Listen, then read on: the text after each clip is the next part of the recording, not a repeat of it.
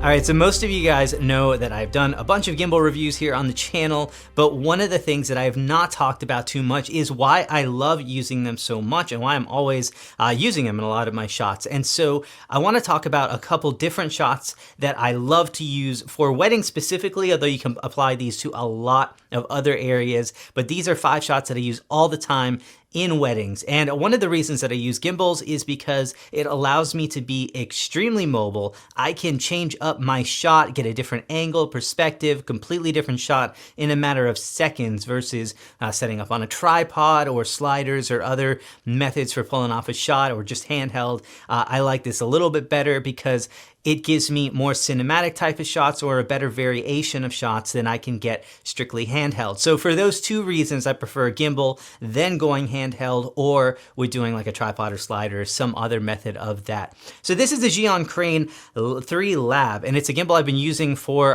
probably just a couple months now, and it's been really great for everything I've thrown at it. It holds accessories really well. It's a brand new design from them and a really unique one. So we're going to talk about how I use this on a wedding day, and let me know if you have any questions in the comments below, and I'll be hanging out there to be able to answer those for you. Now, one of the myths I keep hearing, and I'm not quite sure why, I think it's from people who haven't used gimbals before or haven't figured out how to integrate them properly, is that they're either overused or can get too heavy. It's the type of shot that you shouldn't really have at a wedding. And so I really want to dispel a lot of those myths, and there is actually a bonus tip at the end which will show you a different way of using a gimbal. So if you've ever heard that before, or if you're one of those people who is saying that, stay tuned for that last one. I think that bonus tip is really going to get rid of all reservations you have with gimbals and really revolutionize the way that you use them. So the first type of shot I use is called a pursuit, and generally what I'll do is I'll hold the gimbal usually about waist level or chest level like this. You can go lower if you want to for that kind of shot, but it's usually the way that I will go. I often shoot this in slow motion just because there are so many distractions on a wedding day that it can be very easy for a bride to all of a sudden start fixing her dress or look the other way as a bridesmaid is doing something. So oftentimes you get like 2 to 3 seconds of good emotion and footage. And so by shooting 60p or 120p, it will allow me to slow that shot down and turn those 2 to 3 good seconds into 6 to 9 good seconds and really get a usable shot out of something that wasn't quite there before. And I can always speed it up to go real time if I need to. In case they gave me a bunch of time of awesome usable footage, I'll speed that up and go real time in it. But what the pursuit is I will begin to follow them around. Oftentimes, they're just walking from one location to the other. So this gives me the opportunity. I'll give them some instructions sometimes if there's a moment happening and say, just look at each other, look back at me, have a little moment with each other, kind of dance around. So these are some of the instructions that you can tell them while you're doing this follow shot. It works if you're in front of them or behind them, and sometimes you can really vary it up. So have you step back and have the bride walk into the shot, walk into the groom. You can follow them around as they're moving into the wedding dress. I use this a lot for the bride as she's walking towards the wedding dress, kind of introducing the dress. And so there's a lot of ways to use this shot, but yeah, pursuit is probably my favorite one, the one I use the most often and the easiest to pull off. So the second one is a dolly in or punch in. And this is a really great shot for weddings, I think, because a lot of the time, if your photographer is controlling the situation, they're having them maintain a pose for like 7-10 seconds. And this is horrible for video. Nobody wants to see somebody just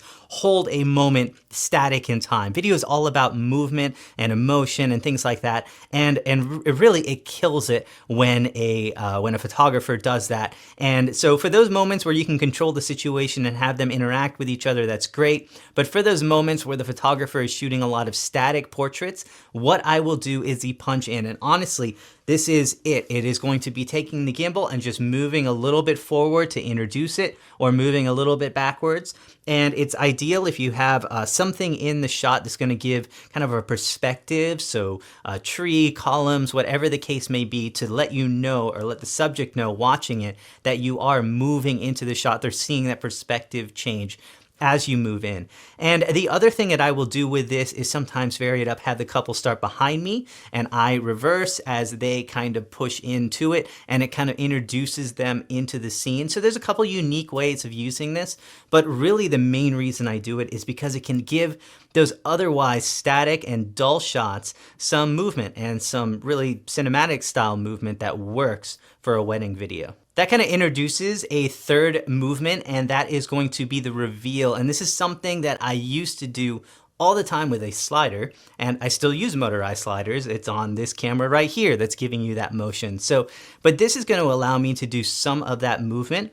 And I'm going to start from around a corner, around a window, and basically move in. And the thing that I like about a gimbal is it allows me to not just pan, but pan and twist with it. So I can get that really nice revealing movement straight from a gimbal like this. And it's a great way of introducing a new scene and moving out from an old one to a new one. And it's just overall a really unique shot, a very cinematic style shot as well, and one that's great to use when you have the right moment to use it. It doesn't work all the time because you really need something in front of the camera that you're revealing around.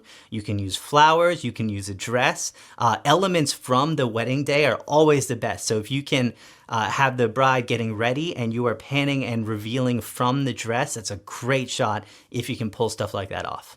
So the last one before we get into our super secret bonus shot is going to be the orbit. And this is something that is actually used a lot of times in films and works really well if you have a lot of space between you, your bride, and the background. And this is something I do all the time. It's a great way of revealing a massive scene. So one thing that's hard is you don't always want to shoot crazy wide angles, 16 millimeters, anything like that. It's always good to shoot a little bit tighter, but then you lose a lot of that background. And so this kind of orbit shot allows you to reveal a lot of what's going on in the scene while still maintaining a closer shot. And all it is moving around your bride and groom. You're going to want to make sure that you set your parameters in this to be a very slow, fluid movement. That way it's not jerking around.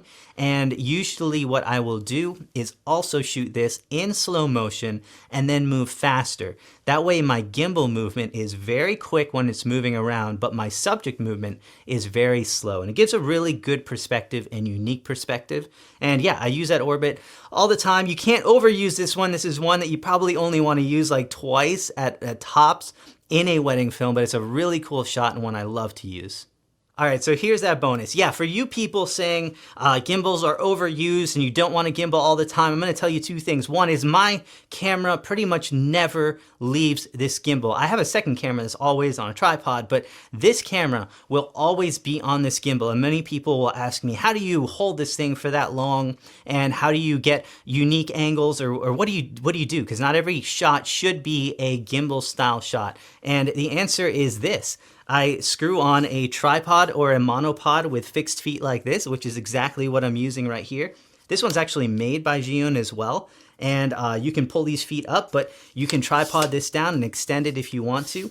But basically what I will do is I will pull off a steady shot for quite often. And one thing that's nice is even if you're on a place that has a little bit of an angle to it, guess what? My camera is always going to be there. I can also do pans and tilts using this or the app. So I can use a joystick on my gimbals or the app to get a really, really cool pan, tilt, any of that kind of stuff that's smoother than I could be on a tripod. So yeah, all the time, I'm gonna use my gimbal for a locked off shot, and it's really simple. And with these larger gimbals that can hold very heavy payloads, I put zoom lenses on these all the time, not just shooting primes, and I'll go ahead and zoom it and it won't be on balance at all, but it's absolutely fine because it's a static shot. The gimbal will hold it steady because it's super powerful, and I will be able to get a really nice locked off tripod shot and then be ready to move, because for me, the number one thing about a wedding is being ready for anything. So if I'm pulling off that locked shot and then all of a sudden my couple moves, guess what? I zoom back out, I pick up, and I'm ready to move. So here's my locked off shot right here, and in just a moment, I'm good to go. And so yes, this is the secret right here, is go ahead and put a tripod or a monopod on this, and you will be good to go for getting those locked off shots. It is true that a gimbal can be overused, but that is just a shot. That is not a gimbal. you can use a gimbal, you should use a gimbal. There's a lot of advantages to it, and use them for your tripod, locked off shots, panning shots. You get some really, really nice motion. You can pull this off with the app to make it extra smooth so you're not touching it at all. So hopefully that helps you guys getting started if you're doing it for weddings. If you want to take a look at a full wedding film that I've done a little while ago, I'll link something below for that. But let me know if you have any questions about this gimbal or some of the other things that I've talked about, how I use a gimbal for weddings or anything like that. Thanks you guys so much for watching. Please like if this has been helpful, subscribe, and I'll see you real soon in a new video coming up. Yeah, like next week. There's a really cool one launching, so I appreciate it, guys.